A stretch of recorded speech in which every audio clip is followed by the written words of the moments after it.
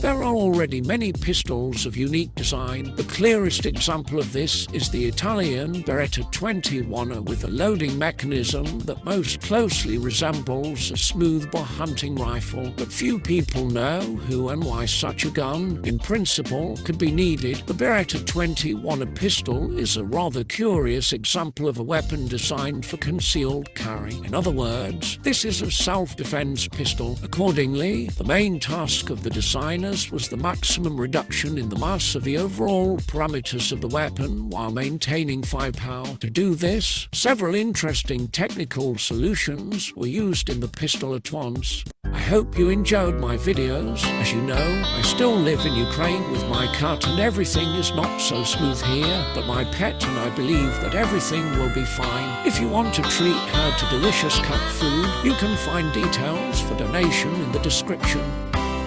The first is the caliber used. The pistol is designed to fire cartridges 5 and 6 by 16 mm. At the same time, Beretta allows the use of a fairly wide range of these ammunition. It is important to note that 5.6 mm is one of the oldest calibers of modern rifled weapons. The second big decision is the huge brace around the trigger. This shape and dimensions were chosen so that the gun could be used with gloves, and at the same time it did not cling to the elements of clothing with protruding pots. Finally, the third important design decision of the Beretta is a swinging barrel, just like a shotgun. Why did they do that? The fact is that the Beretta 21 is a self-loading pistol without an extractor. It was removed in order to reduce the size and weight of the weapon. Loading is carried out using a conventional pistol magazine. After the shot is fired, the belt moves, as with a conventional pistol,